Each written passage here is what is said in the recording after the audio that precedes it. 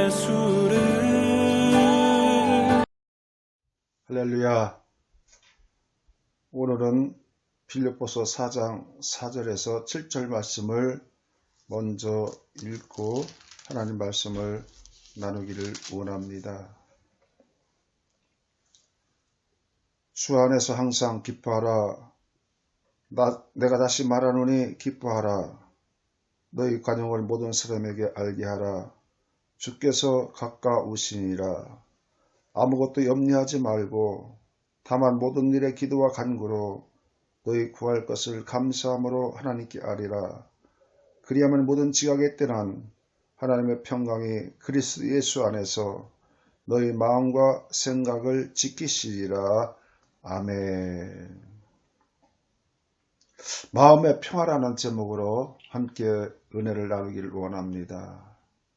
이 땅에 살아가는 사람이 마음의 평안을 누구보다도 가장 소중하게 여길 것입니다. 마음이 평하지 못하면 항상 그와 반대로 불안 가운데 살아가는 삶에 희망과 소망이 없는 삶이 될 수밖에 없는 것입니다. 그렇기 때문에 우리는 마음의 평안을 소원하고 하나님께서도 우리에게 평안 주시기를 원하고 있는 것입니다.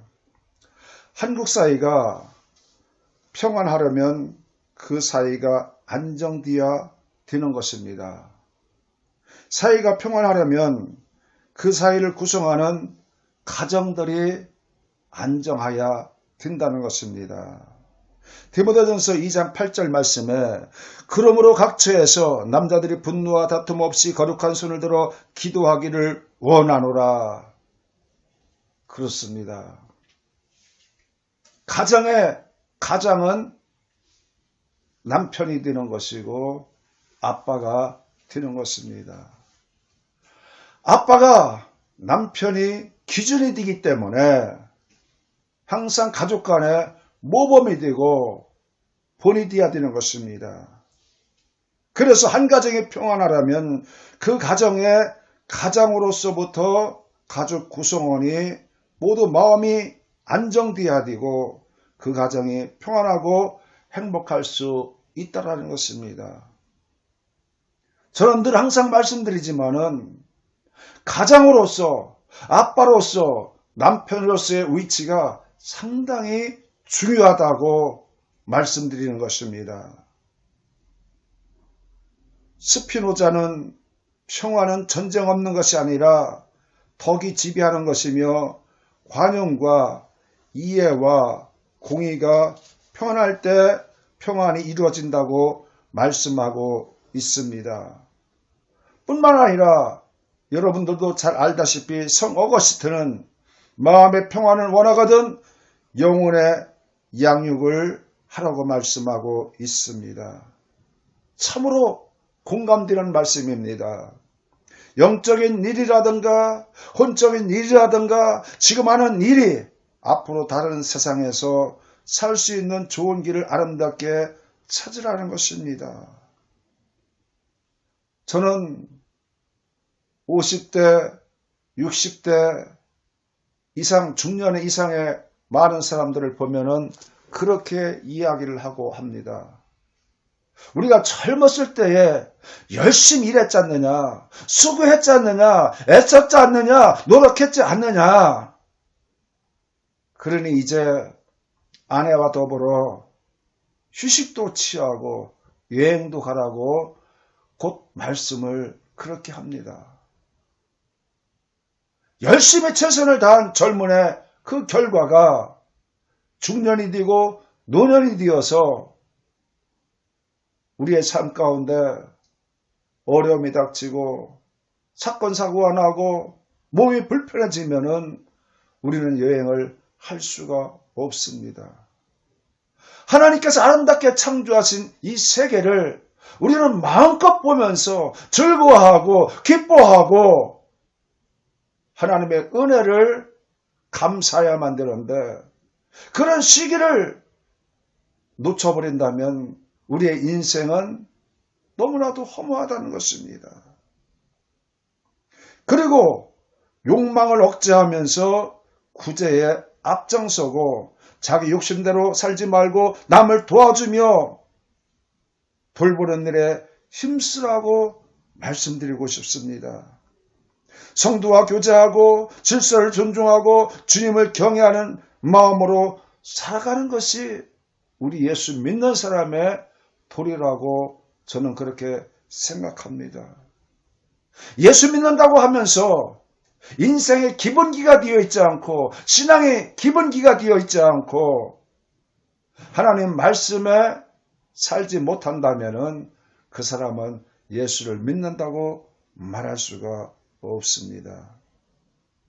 힐드만은 평안은 언제나 보아도 아름답다고 말씀하였고 어떤 사람은 그 마음속에 평화가 없으면 참 기쁨과 행복을 소유할 수가 없다고 말하고 있습니다. 우리 주님께서도 그렇게 말씀하고 있습니다. 누가복음 10장 5절 말씀을 통하여 어느 집에 들어가든지 말하되 이 집이 평안할지어다 라고 말씀하고 있습니다. 그렇습니다. 인사 중에 가장 기쁜 인사는 마음에 평안이 있으라고 인사하는 것이 가장 좋은 인사가 될 줄 믿습니다. 뿐만 아니라 요한복음 14장 27절 말씀에도 평안을 너에게 끼치노니 곧 나의 평안을 너에게 주느라고 말씀하고 있습니다. 평안은 이 땅에서 저절로 얻어지는 것이 아닙니다. 우리의 수고와 노력, 아무리 우리가 애를 쓴다 할지라도 평안이 그렇게 쉽게 우리에게 찾아오지 않습니다. 그러나 우주 만물을 창조하신 하나님의 평안을 우리에게 넣어줄 때에 그 평안은 말할 수 없이 기쁨과 환희가 넘치는 평안이 될 수가 있습니다. 대개 사람들은 많은 물질과 지위나 명예나 권세가 있으면 행복할 것이라고 생각하고 있지만은 그것은 착각입니다. 행복의 도움은 물질과 지위와 명예와 권세를 통하여서 잠시의 도움은 될지 모르겠지만 행복 자체는 아니라는 것입니다. 평화 없는 행복 없고 행복 없는 평화도 없습니다. 그렇다면 오늘 본문의 말씀을 통하여서 어디서 진정한 마음의 평화를 얻고 행복한 삶을 살아갈 수가 있는가? 우리는 말씀을 통하여서 진지하게 상고해 보기를 원합니다. 첫째로 죄의 문제를 해결하여 평안을 얻을 수가 있습니다. 사람이 사는 곳에는 언제가 문제가 있기 마련이지요. 그러나 문제가 있는 곳에는 죄가 따르기 때문에 그렇다는 것입니다. 죄는 우리 조상 아담 때부터 시작되어서 이렇게 유전적으로 대물림되고 있습니다. 성경은 하나님을 믿지 않는 것이 큰 죄라고 말씀하고 있습니다. 그렇다면 세상에서 죄인이 하는 사람이 어디 있겠습니까? 성경은 그렇게 말씀하고 있습니다. 오직 의인은 믿음으로 말미암아 산다고 말씀하셨고 의인은 없나니 하나도 없다고 말씀하고 있습니다. 또 요한일서 말씀해 보게 되면은 형제를 보고 미워하는 것은 살인이라고 말했는데 한 번이라도 남을 미워하지 않는 사람이 어디 있겠습니까? 저 자신부터 솔직히 말씀드려서 미워함이 많았습니다. 요한일서 3장 15절 말씀에 그 형제를 미워하는 자마다 살인하는 자니 그 살인하는 자마다 영생이 그 속에 거하지 아니한 것을 너희가 아는 바라고 말씀하고 있습니다. 우리가 더불어 살아가면서 미워한다는 것은 성경 말씀을 통하여서 살인이라고 그렇게 규정을 짓고 있습니다. 미움은 살인이라는 성경 말씀을 우리는 안다면 이제는 우리 마음 가운데 미움을 없애야 되는 것입니다. 언제나 남에게 보이지 않고 소문내지 않아도 벌써 죄를 지으면 자기 마음속에 응어리가 저 있게 마련인 것입니다. 이것을 떨쳐내지 않고서는 마음의 평안과 행복을 얻을 수가 없습니다. 그러면 죄와 잘못된 것이 어디에 숨어 있느냐? 자기 자아 속에 숨어 있다는 것입니다. 우리 모두에게는 양심이 있습니다. 양심이 우리에게 소리를 치고 있습니다. 남이 모르는 것을 죄를 지으면 너는 죄인이라고 양심이 먼저 우리에게 지적을 하고 있습니다. 누가 고발하지 않아도 양심이 나 자신에 대한 송사를 하고 있다는 것입니다. 그러면 우리는 견딜 수가 없습니다. 나 자신이 자책하고 내가 어째 이런 사람이야? 나는 참으로 피곤한 사람이구나. 나 자신을 나에 대한 너무나도 비애감이 있고 너무나도 나 자신이 나쁜 사람으로 내 자신을 내가 그렇게 자책하고 있을 때가 너무나도 많이 있다라는 것입니다. 요한복음 1장 9절 말씀에 만일 우리가 죄를 자백하면 저는 미쁘시고 의로우사 죄를 사하시며 모든 불의에서 우리를 깨끗하게 하실 것이라 이렇게 말씀하고 있습니다. 우리의 죄를 예수님께 고백하고 주님께서 그 죄의 고백을 미쁘시게 여기시고 모든 죄를 사하시며 불의에서 저와 여러분을 깨끗하게 하셔서 영원한 축복 가운데 살도록 인도해 주신다는 것입니다. 할렐루야. 이것이 하나님의 우리에게 주시는 축복인 것입니다. 둘째로 무거운 짐을 하나님께 맡기라는 것입니다. 우리의 인생에 있어서 무거운 짐을 지지 않은 사람은 한 사람도 없습니다. 오늘날 우리가 감당하지 못할 무거운 짐이 너무나도 많다는 것입니다. 이런 문제들을 내가 짊어지고 끙끙댈 것이 아니라 그 짐을 하나님께 맡겨버려야 되는 것입니다. 하나님께서는 우리에게 말씀하고 있습니다. 빌립보서 4장 6절 7절 말씀을 통하여서 아무것도 염려하지 말고 오직 모든 일에 기도와 간구로 하나님께 아뢰라. 그리하면 모든 지각에 뛰어난 하나님의 평강이 그리스도 예수 안에서 너희 마음과 생각을 지키시리라고 말씀하고 있습니다.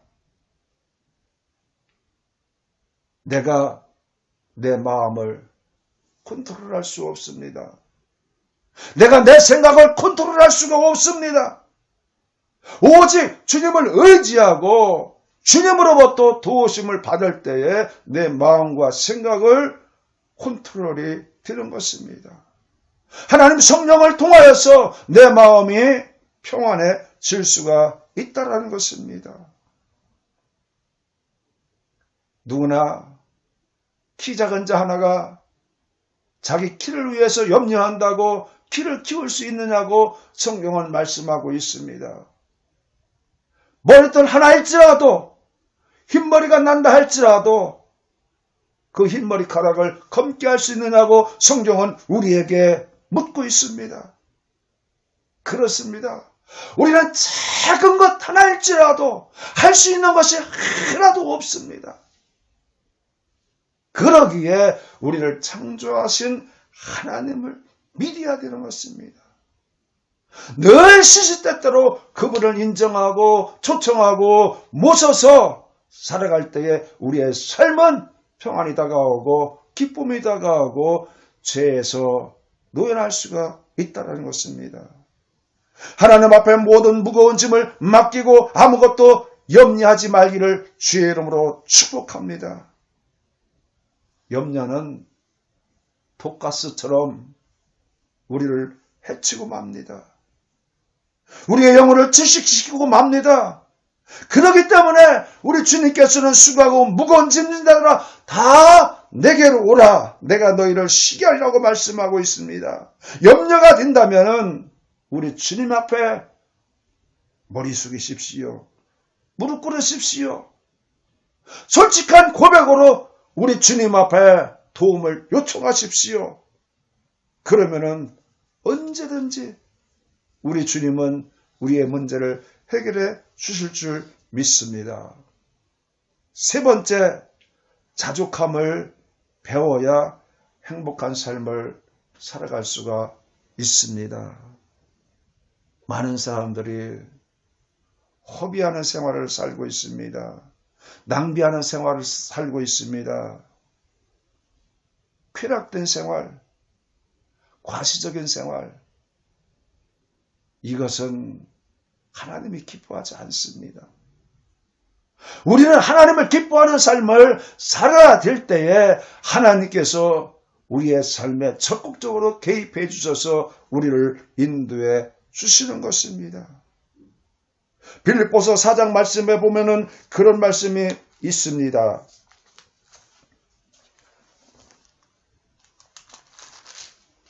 빌립보서 4장 말씀에 11절 13절 말씀에 내가 궁핍함으로 말하는 것이 아니라 어떠한 형편에든지 나는 자족하기를 배웠노니 나는 비천에 처할 줄도 알고 풍부에 처할 줄도 알아 모든 일 곧 배부름과 배고픔과 풍부와 궁핍에도 처할 줄 아는 일체의 비결을 배웠노라고 말씀하고 있습니다. 사도 바울 선생은 그의 인생이 화려했던 사람이었습니다. 그렇지만 다메섹 도상에서 예수님을 만난 후에는 여러 가지 아픔과 고통과 시련과 그의 삶 가운데 인생의 절망까지 내려갔던 사람입니다. 배고픔도 알고 배부름도 알고 여러 가지 고통과 아픔과 매맞음이 있었기 때문에 그의 삶은 더욱더 빛나는 별처럼 튀었을지도 모르겠습니다. 여러분, 우리 생활에 풀리지 않는다고 낙심하지 마십시오. 인생은 누구나 다 좋은 일, 나쁜 일 다 경험하게 되는 것입니다. 그러므로 말미암아 우리가 배우고 그러므로 말미암아 우리는 더욱더 성장하고 성숙되고 훈련되어 가는 것입니다. 이 자족을 저와 여러분이 배워서 삶 가운데 적용함으로 말미암아 더욱더 축복된 삶을 살아가시기를 주의 이름으로 축복합니다. 과거의 어려운 생활을 내가 해보았기 때문에 저도 이런 말씀을 여러분 앞에 드릴 수가 있는 것입니다. 고생을 해보지 않은 사람은 교만할 수밖에 없습니다. 그래서 옛 어른들은 말씀하기를 고생은 젊어서 사소도 한다고 말씀하고 있습니다. 어찌 고생 없이 성장할 수 있으며 풍부해질 수 있으며 성공할 수 있겠습니까? 고생은 우리 축복의 전초전인 것입니다. 고생은 나로 하여금 훈련되고 다듬고 성숙한 자로 만들어서 나를 축복의 길로 이끌어가는 것입니다. 고생을 해본 사람이 바른 길을 걸어가게 됩니다. 그리고 부족한 사람들을 무시하지 않고 서로 돕고 도울 수 있는 마음을 갖게 되는 것입니다. 돕는다는 것은, 긍휼히 여긴다는 것은, 자비를 베푼다는 것은 이것이야말로 하나님께서 기뻐하시고 기뻐하시는 것입니다. 하나님이 도대체 무엇을 기뻐하시겠습니까? 너희는 먼저 그 나라 그 의를 구하라고 말씀하고 있습니다. 그 나라 그 의가 무엇이겠습니까? 하나님 나라는 죄가 없는 나라입니다. 기쁨이 있는 나라입니다. 행복한 나라입니다. 슬픔도 없고 곡하는 것도 없고 애통하는 것도 없고 죽음도 없습니다. 그 모든 것들을 사람과 사람 속에서 이 땅에 살아갈 때에 서로가 격려하며 힘이 되며 노력하며 협력할 때에 하늘나라를 이루어가는 것입니다. 우리는 그 믿음, 그 말씀을 가지고 살아갈 때에 하나님께서 기뻐해 주실 줄 믿습니다. 그래서 경험을 통하여서 풍부하고 넉넉해져도 정신이 흐트러지지 않는 것입니다. 우리 다 예수를 믿지 않습니까? 어려움을 당할 때 절대 원망불평할 것이 아니라 하나님 앞에 절대 감사하시기를 주의 이름으로 축복합니다. 왜냐하면 감사할 때 지혜가 우리에게 다가오고, 감사할 때 슬기롭고 총명하고 명철이 우리에게 다가오는 것입니다. 잠언서의 말씀에 보게 되면 지혜는 진주보다 낫다고 말씀하고 있습니다. 이에 비교할 것이 없다고 말씀하고 있습니다. 여러분, 원망, 불평, 일이 꼬이면 앞이 보이질 않습니다. 그러나 감사하면 눈이 밝아져서 보이게 되어 있습니다. 네 번째입니다. 시기, 질투, 분노를 버려야 됩니다. 이것은 비교의식 때문에, 탐욕으로 다가오기 때문에 시기, 질투, 분노가 우리 마음 가운데 들끓게 되는 것입니다. 다른 사람이 잘 되는 것을 시기하고 남이 성공하는 것을 질투하면서 남이 잘 되어지는 것을 보면은 화가 나고 분노가 치밀고 그렇습니다. 십계명 중에도 10번째 내 이웃을 탐하지 말라고 말씀하고 있습니다. 비교의식을 버려야 된다는 것입니다. 자기 자신으로부터 정신적, 육체적인, 생활적인 피곤함, 괴롭고 급기야는 병이 다가오는 것입니다. 왜 어리석고 미련한 이런 것을 우리가 택하야만 되는 것입니까? 마음 가운데 시기를 물리치십시오. 질투를 물리치십시오. 분노를 물리치십시오. 예수 안에서 가능하기 때문에 하나님께서는 우리에게 말씀해 주고 있습니다. 잠언에서는 기쁨을 뼈를 윤택하게 하지만은 근심은 뼈를 상하게 한다고 말씀하고 있습니다. 그러니까 시기하면 벌써 정신적으로 병들게 되어 있다는 것입니다. 여러분,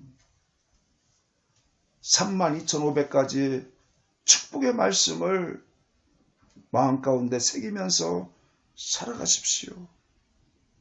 성경은 우리의 길이요 진리요 생명이라고 말씀하고 있습니다. 말씀은 우리 발등에 들이요 길의 빛이라고 말씀하고 있습니다. 성경대로 산다면 염려, 근심 걱정할 것도 없습니다. 수고하고 무거운 짐 질 필요 없습니다.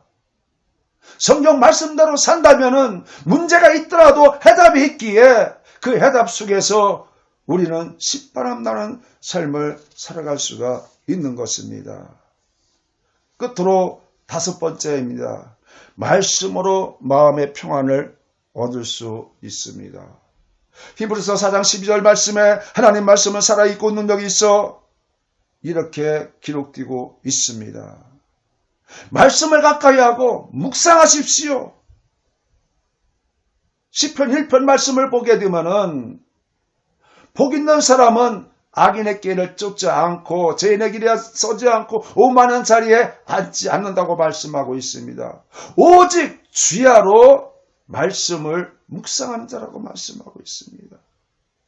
복 있는 사람은 주야로 말씀을 묵상하는 자가 복 있는 사람이 될 수가 있습니다.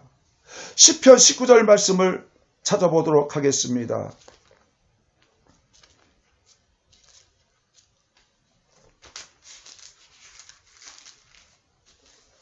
19절, 7절, 10절 말씀에 보게 되면 여호와의 율법은 완전하여 영혼을 수생시키고 여호와의 증거는 확실하여 우둔한 자를 지혜롭게 하며 여호와의 교훈은 정직하여 마음을 기쁘게 하고 여호와의 계명은 순결하여 눈을 밝게 하시도다.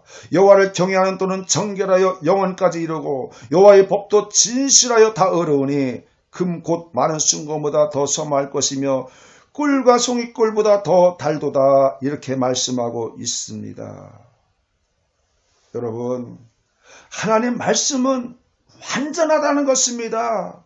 증거는 확실하다는 것입니다. 교훈은 정직하다는 것입니다. 계명은 순결하다는 것입니다. 도는 정결하다는 것입니다.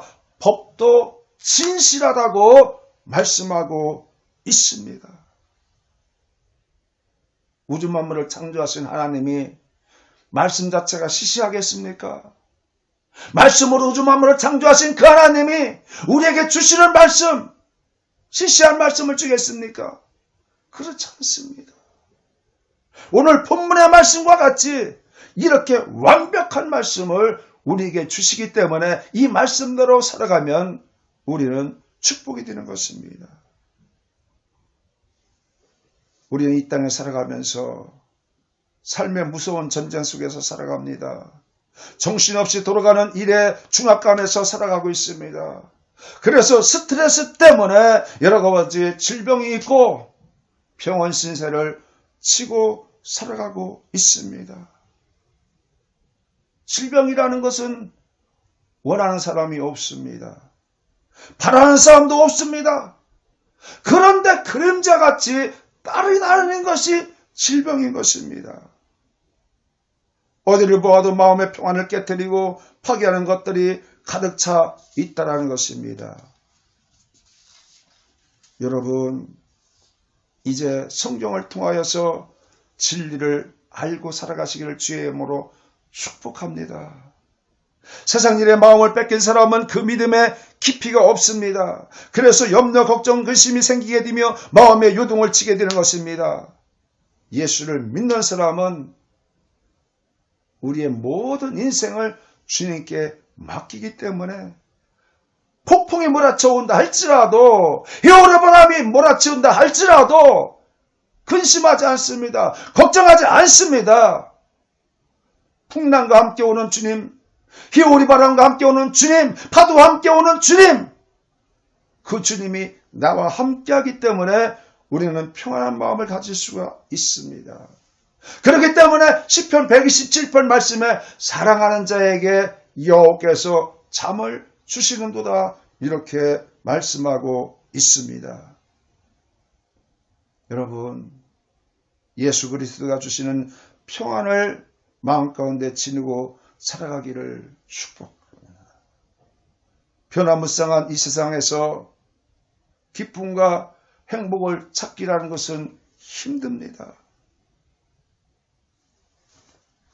시편 118편 6절 7절 말씀에 보게 되면은 여호와는 내 편이니라, 여호와께서 내 편이 되사 나를 돕는 자 중에 계시니 이렇게 말씀하고 있습니다. 결론적인 예화 하나를 들고 마치도록 하겠습니다. 어떤 청년이 자기가 살아가는 동안에 가장 필요한 것을 생각하면서 이렇게 첫 번째, 두 번째, 세 번째 여러 가지 내용을 적어봤습니다.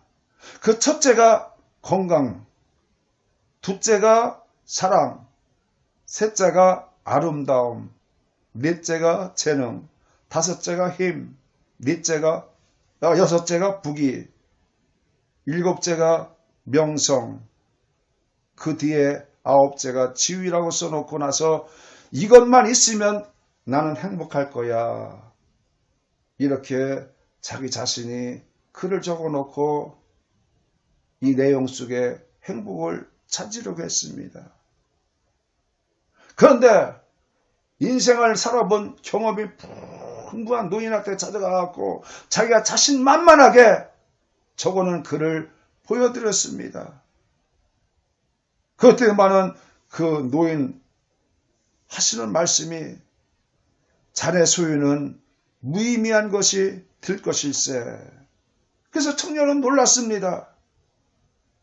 노인은 그 밑에다가 마음의 평화라고 써 주었습니다. 여러분, 행복은 외적에 있는 것이 아니라 내적에 있는 것입니다. 명령과 규례를 지켜나가십시오. 신명기 10장 13절 말씀에도 내가 내 행복을 위하여 내게 명하는 여호와의 명령을 지키라고 말씀하고 있습니다. 행복은 내 자신이 만들어갈 뿐만 아니라 그런 환경을 만들어가기 위해서는 하나님을 믿고 하나님 말씀 가운데 지켜 살아갈 때에 그 행복과 축복이 내게 주어진다는 사실을 믿어야만 되는 것입니다. 저와 여러분, 이러한 축복과 행복을 누리시기를 주의 이름으로 축복합니다. 기도하겠습니다. 하나님 아버지, 고맙고 감사합니다. 하나님의 선택된 자녀로서 예수를 믿고 우리에게 얻는 축복이 너무나도 많습니다. 하나님께서 주시고자 하는 축복을 한 가지라도 놓치지 않고 다 누릴 수 있는 삶의 축복이 되게 하여 주시옵시고 행복을 누릴 수 있도록 역사하여 주옵소서. 세상은 마귀의 권세로 말미암아 아버지 전쟁터입니다. 난리가 났습니다. 이런 속에서 우리의 행복 찾기란 너무나도 어렵음을 아버지 생각하게 됩니다. 하나님 우리 아버지여, 매일매일 살아가는 삶 가운데 우리의 삶을 주님께 의지하고 맡기며 살아갈 수 있는 축복의 인생이 되도록 주님 도와주시고 역사하여 주옵소서. 우리의 힘으로 능으로 되지 않사오니 하나님의 신으로 되는 역사를 만들어 주옵소서. 주님께 감사와 영광 돌리며 예수님의 이름으로 기도하옵나이다. 아멘.